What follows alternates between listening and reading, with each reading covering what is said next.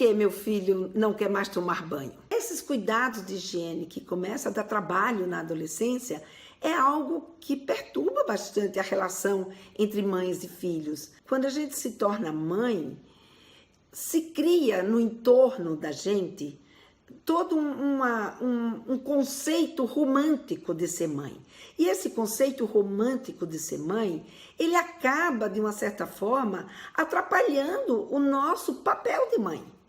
Porque o conceito romântico que a gente sabe, né, que a gente é incorporada, que fazem a gente, na verdade, incorporar e que cobra-se muito na nossa cultura, é que a mãe é aquela pessoa que ela tem que dar dedicação exclusiva para o seu filho. Ela tem, para ser boa mãe, ela tem que só olhar para esse filho, ela tem que ser dedicada, ela tem que abrir mão de outras coisas em prol dos seus filhos, ela tem que ser aquela mãe que se entrega, aquela mãe que é puro amor, que ela tem o amor incondicional. Então, essa imagem de mãe, a gente ainda consegue mantê-la até um certo ponto, quando os nossos filhos ainda são crianças. Porque quando eles são crianças, então esse preço que a gente tem que pagar por essa vida, porque tudo na vida tem um preço, né? Nada é gratuito, nada é de graça. Para a gente ser mãe não é uma coisa assim, eu quero ser mãe, ponto. Não. Ser mãe exige, de fato, que a gente tenha uma dedicação. Agora, o importante aqui é a gente ver de que forma a gente vai desprender essa nossa dedicação e qual é o preço que eu quero pagar como mãe na minha relação com meus filhos. E essa pergunta é muito importante porque muitas vezes a gente embarca nesse nosso papel de mãe e esquece que nós somos uma pessoa. Que nós somos uma pessoa que temos desejos, nós somos uma pessoa que temos os nossos conhecimentos e os nossos desconhecimentos, que nós somos umas pessoas que temos necessidades e que nossos filhos também são outras pessoas. Porque muitas vezes o que eu percebo, e que também vivi isso como mãe, né, dos meus filhos pequenos, é que quando eles são pequenininhos, eles são quase que uma extensão nossa.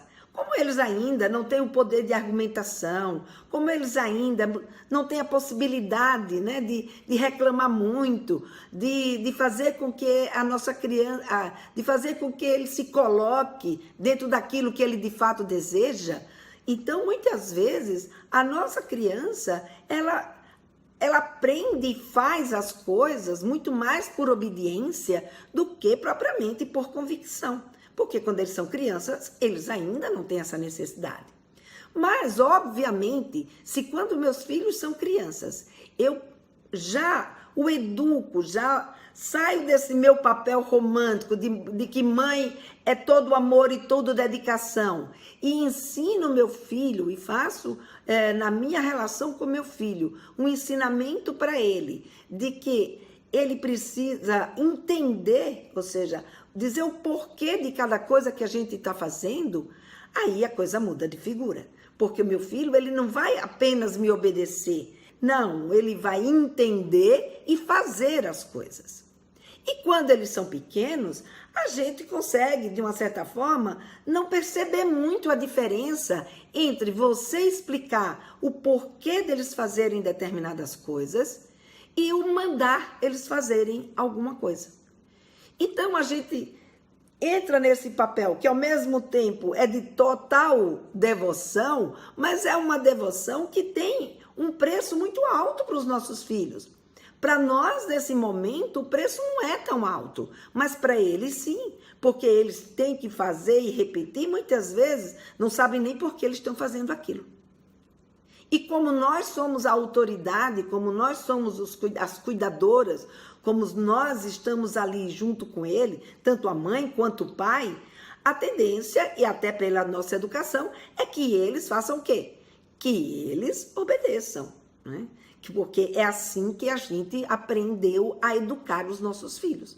Mas, à medida em que nós passamos a dar aos nossos filhos mais liberdade, criar um novo tipo de educação, que é uma educação onde eles conseguem se posicionar, gradativamente, esse nosso trabalho, ele vai ficando mais difícil, é fato. Porque era muito mais fácil para minha mãe, quando ela me mandava tomar banho, eu obedecer, do que ela sentar comigo e me explicar por que eu preciso tomar banho.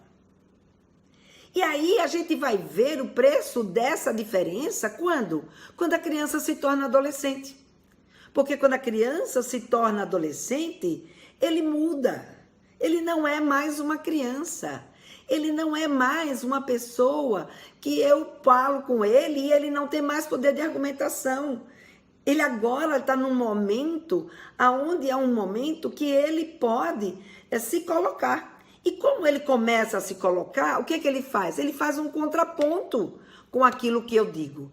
E à medida que ele faz um contraponto com aquilo que eu falo, ele então vai criando uma nova situação que eu tenho que lidar, e ao tentar lidar com essa nova situação, essa imagem do adolescente já não bate mais com aquela imagem que eu tinha de ser mãe. A imagem que eu precisava ter como sendo mãe. Então, aquele adolescente, ele quebra o meu espelho, ele quebra o meu romantismo. E à medida que ele quebra o meu romantismo, aquilo me irrita, porque eu não consigo mais dar uma resposta para aquele papel de mãe, para aquele entendimento de mãe que eu, a vida inteira, achava que eu tinha que ser. Então, quando o adolescente me mostra que eu não sou tão perfeita assim, que eu esqueci de ensinar determinadas coisas, ou que ele não aprendeu determinadas coisas, ou que ele não gosta de determinadas coisas, a tendência da gente é fazer o quê? Culpar o adolescente. Mas não é a gente, né? Não sou eu, não é você. Isso é um contexto social. A sociedade cria esses valores, a sociedade criou essa nossa imagem e ela faz com que a gente, então, se veja nesse tipo de situação. E como a gente não consegue dar conta, a sociedade, então, criou o quê? O termo aborrecente. E aí, gente, o que é que a gente faz? A gente, em vez de olhar para o nosso filho como um garoto ou uma garota que está num momento da sua vida, que está num momento de transição, como dizia o Tiba, tem mais hormônio do que cabeça. Mas esses hormônios fazem o que com ele? Esses hormônios, ele vai fazer com que essa criança, ela agora comece a amadurecer a sua capacidade cognitiva. Então, aquela criança que antes não conseguia ver mais adiante, agora ela consegue enxergar mais. Ela agora tem a capacidade do pensamento abstrato, e essa capacidade do pensamento abstrato faz com que ela aprenda a se imaginar, faz com que ela aprenda a fantasiar, faz com que ela aprenda a se olhar e muitas vezes a se olhar por um espelho deles que não corresponde à realidade. E aí eles precisam da gente. Só que o que vai acontecer? Eles precisam de nós, mas nós como mãe estamos olhando não para alguém que está precisando da nossa ajuda, mas alguém que está nos irritando. Ai, meu Deus! E quando a gente se irrita, a gente não consegue ter empatia para o nosso filho, a gente não consegue, acolher a causa dele, a gente não consegue ter a paciência de chegar e dizer, olha, filho, senta aqui, vamos sentar e vamos conversar. Conversar e negociar, como daqui a pouco eu vou trazer aqui para vocês uma forma da gente fazer isso. Então, o que eu quero trazer aqui é a gente entender que os nossos filhos, eles mudam. Se ele antes dos 13 anos tomava banho, fazia tudo direitinho, porque fazia, pode ser porque ele sabia, mas o que significa é que ele não vai permanecer assim eternamente. Da mesma forma como a gente vai envelhecendo e também vai mudando os nossos costumes.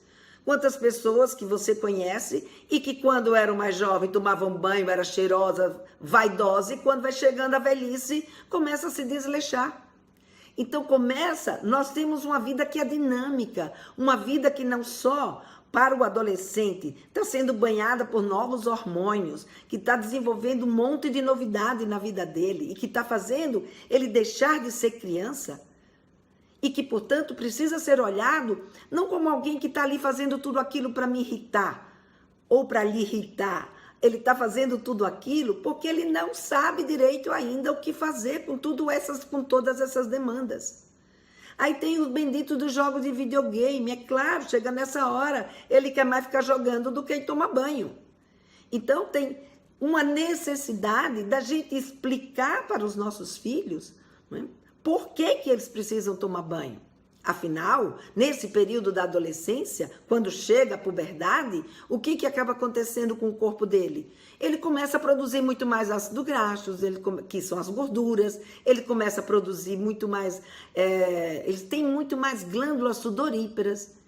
Então, se ele não cuida da higiene, ali vai se acumulando bactérias e essas bactérias, elas vão morrendo e exalando o seu odor e, portanto, criando o que a gente chama de mau cheiro ou de fedor, né? Então, esse adolescente, ele precisa ser motivado para que tenha uma hora que ele sim tem que parar o seu joguinho ou o que ele estiver fazendo, ou a conversa no WhatsApp, ou o filme que estiver assistindo, ou a lição que estiver estudando, enfim, e tomar o seu banho, e também escovar os seus dentes, como também usar o seu desodorante, como lavar o seu pé, botar o seu tênis no sol, não é que é muito característico dessa fase, mas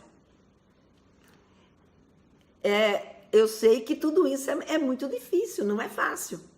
Não é assim do dia para a noite, nem é porque eu quero, foi só porque eu falei aqui para vocês.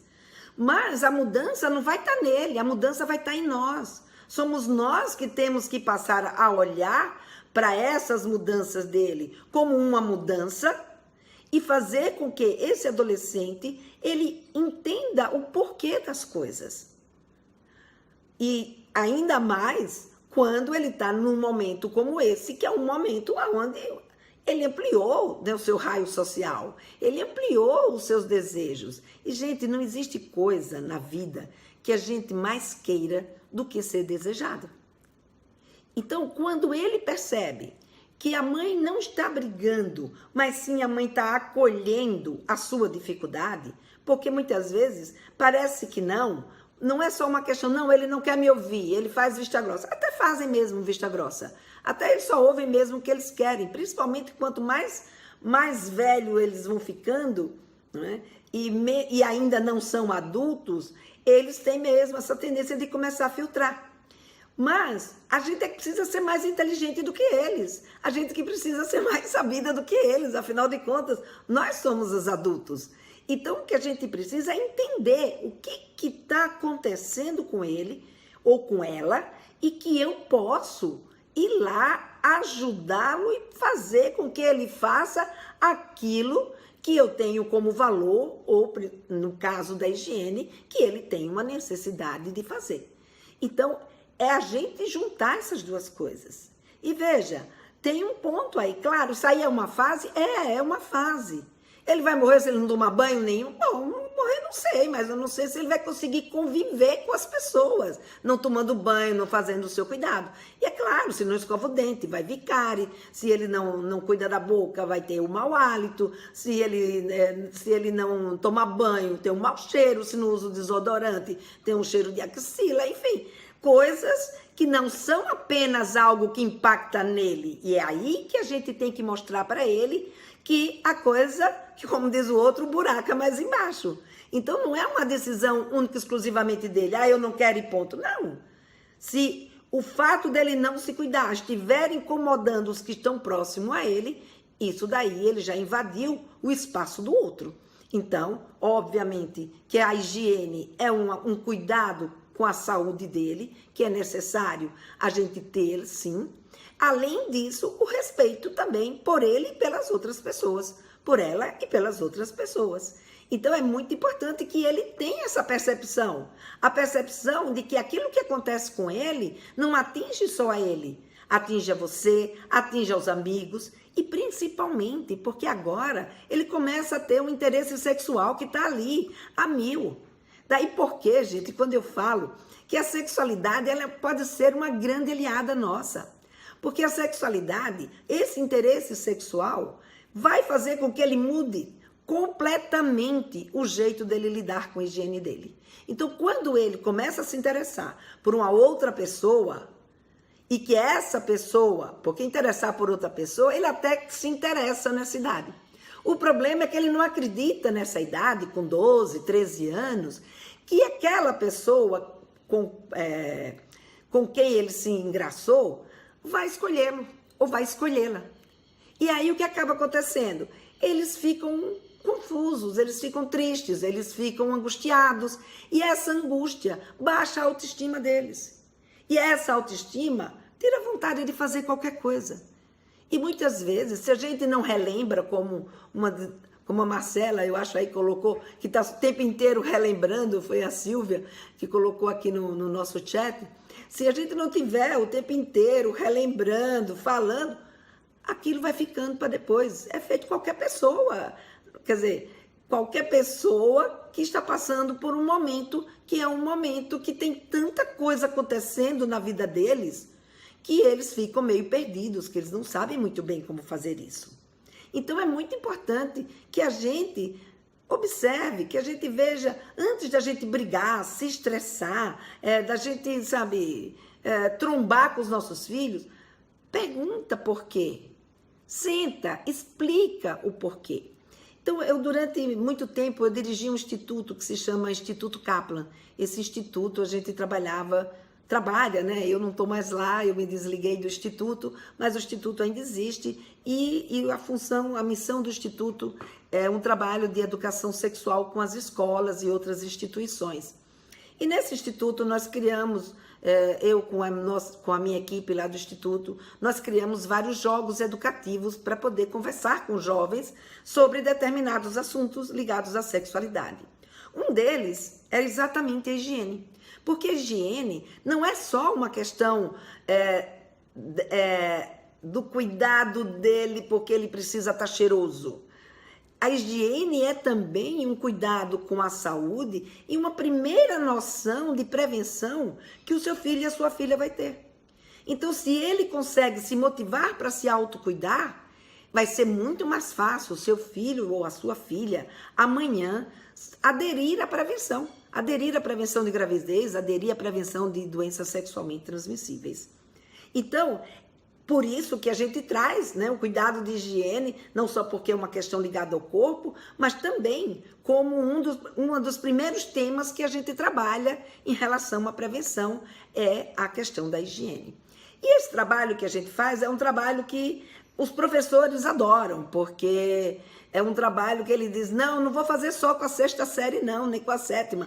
Eu vou fazer com todas as séries, porque parece que a maioria dos nossos alunos aqui nunca tiveram a oportunidade de nem sequer saber como é que se lavavam. Obviamente que eu não vou trazer aqui para vocês toda essa dinâmica, que é como a gente faz, porque lá a gente faz com grandes grupos, então eles têm a oportunidade de conversar entre eles. E é algo que surte bastante efeito, porque eles ficam até meio assim, meio com vergonha, né? Mas eles acabam aprendendo e no dia seguinte, após essa aula, ninguém tem mais coragem de chegar na sala de aula sem ter tomado banho, sem ter escovado o dente, sem ter usado desodorante, né? Enfim, sem ter tomado todos os cuidados de higiene que são necessários para eles se cuidarem bem. Então, essa dinâmica é uma dinâmica que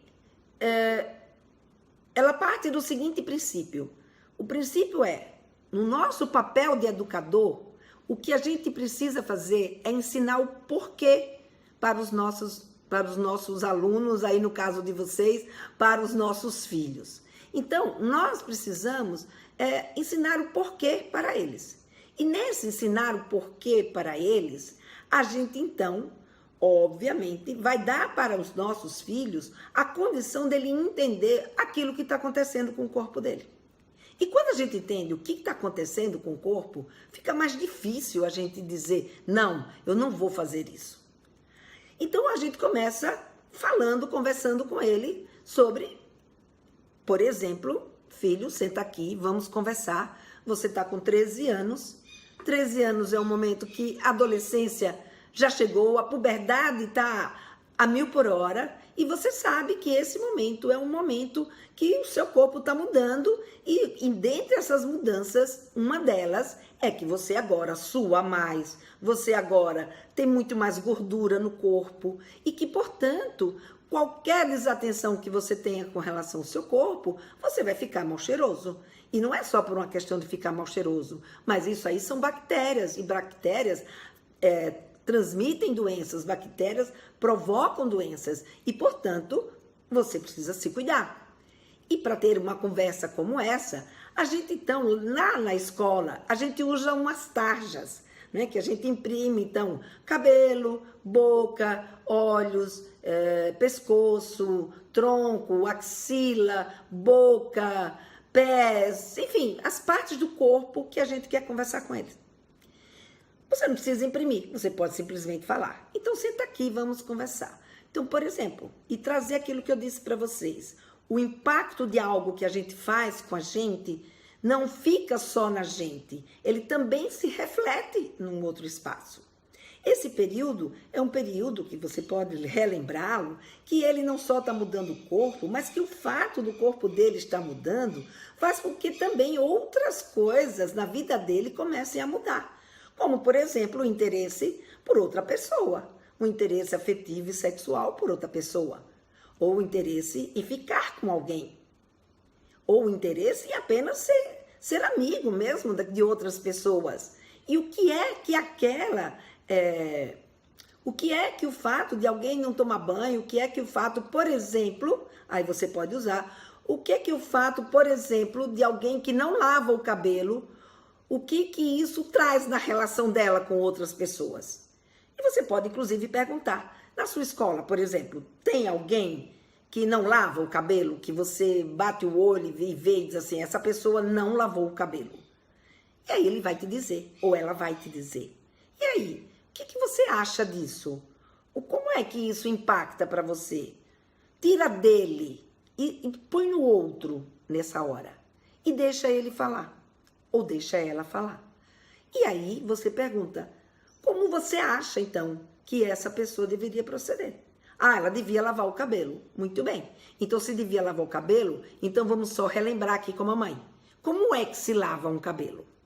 E aí ele vai te dizer como é que se lava um cabelo, de acordo com aquilo que ele sabe como é que se lava o cabelo.